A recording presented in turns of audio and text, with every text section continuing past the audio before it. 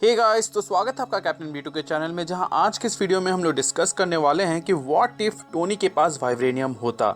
ये बहुत ही ज़्यादा पूछे जाने वाला सवाल था मेरे कमेंट सेक्शन के अंदर, तो सोचा क्यों ना इसके ऊपर भी वीडियो बनाया ही जाए। आमतौर पर मैं ये चीज़ वीडियो के शुरुआत में बोलता नहीं हूँ, बट मैं इस वीडियो के लिए बोल रहा हूँ कि इस वीडियो को एंड तक देखिएगा, क्योंकि इसके एंड तक में आपको बहुत ही गजब गजब की बातें पता चलेगी। एंड मैंने बहुत समय बाद किसी क्रिएटर को इन्वाइट किया है किसी टॉपिक पर साथ काम करने के लिए, और आज के हमारे गेस्ट हैं गीकी शिकी।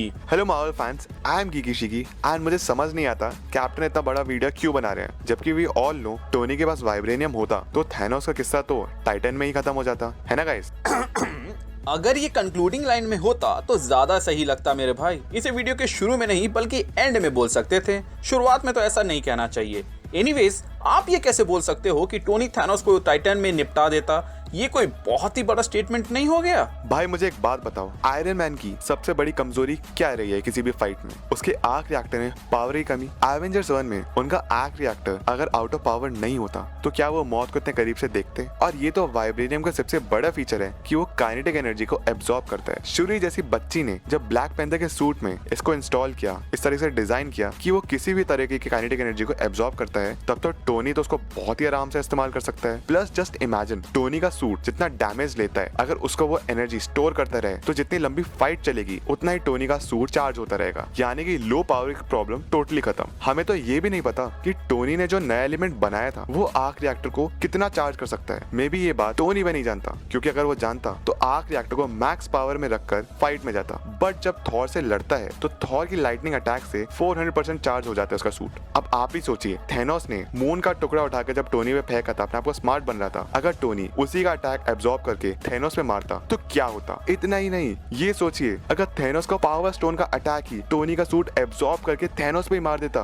तो थैनोस की तो वही रास्ते लग जाने थे। और थैनोस ने जब टोनी को स्टैब किया था वो शायद सीन होता ही नहीं, क्योंकि वाइब्रेनियम का जो सूट है उनके शरीर से गायब नहीं होता है अनटिल अनलेस कोई पर्टिकुलर फ्रीक्वेंसी में वाइब्रेनियम से बने वेपन से सोनिक अटैक ना किया जाए, जैसे शूरी का गॉन्टलेट या क्लॉ का मैकेनिकल आर्म में था। एंड ऑफ कोर्स वकांडा अपने पड़ोसी को वाइब्रेनियम नहीं देता तो थैनोस तो फिर भी एलियन था, उसको तो जिंदगी में कभी वाइब्रेनियम ना मिले। बात तो आपकी सही ही है। एंड मुझे लगता है कि अगर टोनी के पास वाइब्रेनियम होता तो वो सिर्फ उसी से उसका सूट नहीं बनाता, क्योंकि इससे उसके सूट में एक वीक पॉइंट रह जाता, और वो ये रहता कि कोई भी वाइब्रेनियम से बने वेपन से अगर कोई सोनिक अटैक इस सूट के ऊपर करता तो वो गायब हो जाता।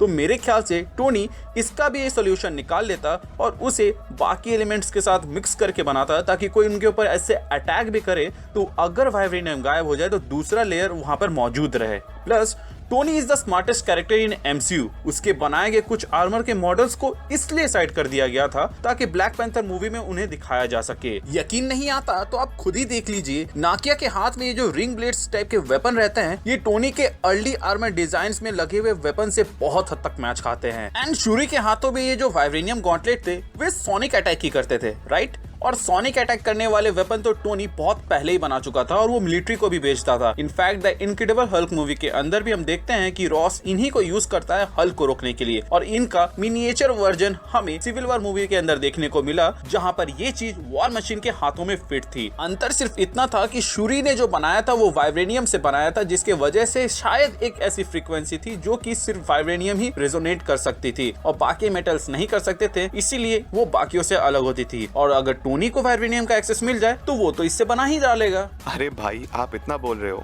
इफ यू रिमेम्बर ये सूट जो टीचाका यानी कि टीचाला के फादर ने पहना था इसमें, और ये सूट जो टीचाला ने पहना अपने फर्स्ट अपीयरेंस में यानी कि सिविल वॉर में, उसमें एक्सेप्ट और हेलमेट ज्यादा कुछ डिफरेंस नहीं था, ऑलमोस्ट सेम ही था। यानी कि ये सूट उतने सालों तक सेम ही था जब तक शूरी ने उसका अपग्रेड नहीं किया। काहे का एडवांस देश यार, जब इतने सालों तक कोई एवोल्यूशन ही नहीं किया उस सूट में। माना कि पुराने टाइम में वो एडवांस होगा, बट उनका डेवलपमेंट रेट इतना स्लो हो गया था कि बाकी कंट्रीज उनके जैसे टेक बनाने लगे थे। एंड ये एनर्जी शील्ड वकांडा की आर्मी के पास जो था, वैसे ही कुछ energy shield agents of shield में कोल्सन के पास भी दिखाया, कैप्टन अमेरिका के शील्ड के फॉर्म में। Exactly bro, Wakanda third world country जैसा तो था ही, लेकिन उसका इवोल्यूशन रेट बहुत ही स्लो लग रहा था वाइब्रेनियम होते हुए भी। वहां अगर टोनी होता तो वो लोग शायद नैनोटेक पे कब का शिफ्ट हो गए होते। अब जो लोग ये बोलने वाले हैं कि वकांडा फाइल्स जो कि MCU के लिए कैनन है, उसमें ये रिवील हुआ है कि टोनी को नैनोटेक का आइडिया वकांडा से मिला था, तो बॉयज अगर आप इन्फिनिटी सागा का कंप्लीट पैकेज लीजिएगा या या फिर सिर्फ आयरन मैन 2 का ओरिजिनल कॉपी लीजिएगा तो उसमें आपको कई सारे डिलीटेड सीन्स मिलेंगे, जिसमें से आपको एक ऐसा डिलीटेड सीन भी मिलेगा जहां पर हम टोनी को नैनोटेक के ऊपर काम करते हुए देख सकते हैं। तो इससे आप अंदाजा लगा ही सकते हैं कि आयरन मैन नैनोटेक के ऊपर आयरन मैन बनने के दूसरे साल या फिर कहीं अपने दूसरे मूवी में ही काम कर रहा था। अब आप मार्वल के ऑफिशियल की ही बात मानिएगा तो एक समय तो इन्होंने ये भी कहा था कि शूरी सबसे स्मार्टेस्ट कैरेक्टर है, बट आप सभी जानते हैं कि कौन है, और कैप्टन मार्वल को मोस्ट पावरफुल कैरेक्टर बता दिया गया था। और हम लोगों को ये चीज मालूम है कि ऐसा वो लोग क्यों करते हैं। वो लोग आने वाली मूवीज के प्रति इंटरेस्ट बढ़ाने के लिए ऐसे ऐसे स्टेटमेंट दे देते हैं ताकि फैंस उन सब में भी इंटरेस्ट ले, क्योंकि हम सबका ज्यादातर इंटरेस्ट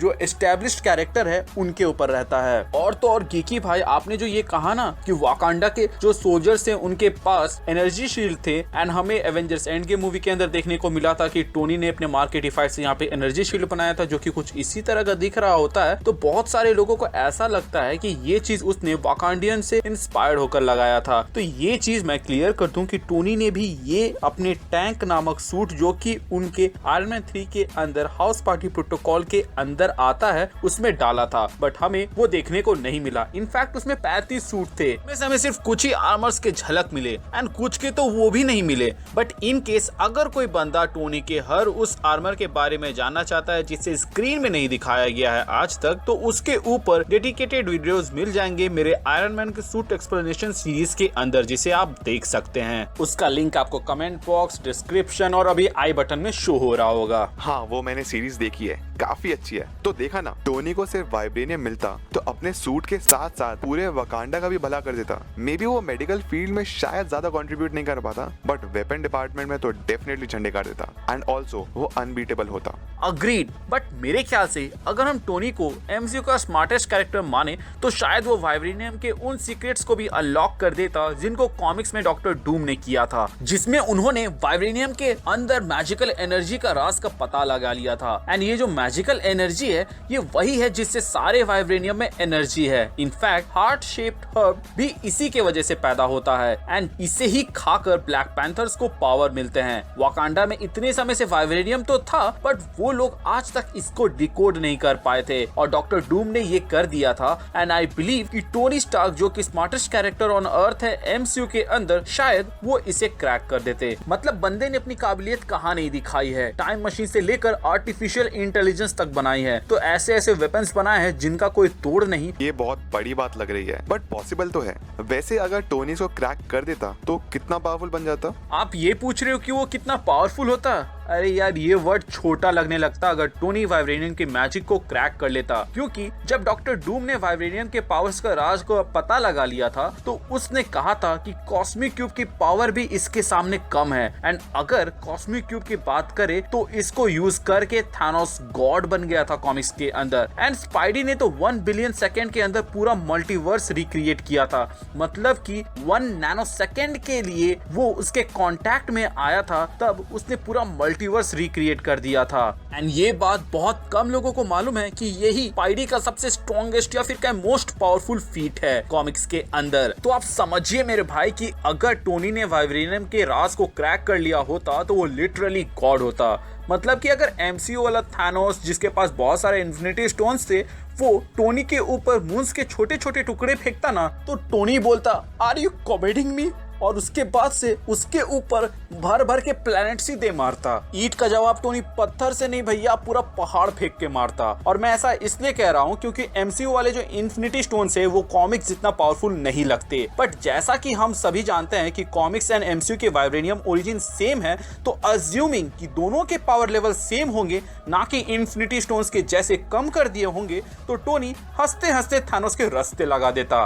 मैं पहले ही बता दूं कि इतना बड़ा क्लेम जो मैं कर रहा हूं उसमें 2 बड़े इफ हैं। पहला इफ ये कि टोनी वाइब्रेनियम के मैजिक के कोड को क्रैक कर लेता, एंड दूसरा इफ ये कि वाइब्रेनियम की जो मैजिकल पावर्स है और उनके जो राज है, उनके जो पावर लेवल्स हैं, जिस तरह कॉमिक्स में है एमसीयू के अंदर भी वो उतने ही पावरफुल हो।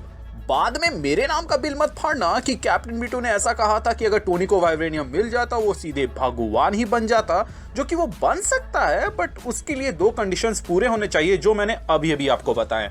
अरे भाई आप इसकी चिंता मत करो, आयरन मैन फैंस इतने समझदार हैं एंड ये चीज अगर ना भी हो तो हमने गिनवाया है कि टोनी ने वाइब्रेनियम के बिना वकांडा या सो कॉल्ड एडवांस कंट्री से कई ज्यादा बेटर वेपन्स बनाए हैं, but vibranium he upper hand देता है वकांडा के लोगों को। लेकिन वाइब्रेनियम के मिलते ही टोनी बिल्कुल अनबीटेबल टाइप कैरेक्टर हो जाता है, लो पावर प्रॉब्लम खत्म हो जाती है और उनका सूट बहुत ज्यादा ड्यूरेबल हो जाता है। सही कहा ना गाइस? ये बात तो हम ऑडियंस पे छोड़ते हैं कि वो टोनी को वाइब्रेनियम के साथ किस मुकाम पर मैक्स जाता हुआ देखना चाहते हैं, वाइब्रेनियम से बने हुए अपडेटेड आर्मर के साथ एक बहुत ही पावरफुल कैरेक्टर या फिर वाइब्रेनियम के राज जाने के बाद एक भगवान रूपी कैरेक्टर। हमने तो अपने डिस्कशन के अंदर बेस्ट केस सिनेरियो दिखाया है, क्योंकि वर्स्ट केस सिनेरियो के बारे में हम सोच ही नहीं सक रहे थे, क्योंकि कौन इंसान कितना नीचे तक सोच सकता है ये तो उसी के ऊपर निर्भर करता है। सो गाइस, ये एक एक्सपेरिमेंटल प्लस कोलैब वीडियो था, तो कैसा लगा आप हमें जरूर बताइएगा एंड कंटेंट अच्छा लगा हो तो सब्सक्राइब मार दीजिएगा कैप्टन B2 एंड कीकी शिकी को, क्योंकि नतीजा तो आप देख ही सकते हैं कि हम लोग दोनों ने मिलकर कितना कमाल का वीडियो बनाया है। भाई मुंह में या मिट्ठू नहीं बनते, और कंटेंट कैसा लगा ये तो ऑडियंस ही बताएगी। अच्छा लगा तो खुद ही सब्सक्राइब कर लेंगे। After all we all are superhero fans and thank you so much for giving me chance ताकि मैं आपके साथ इस वीडियो में काम कर सका।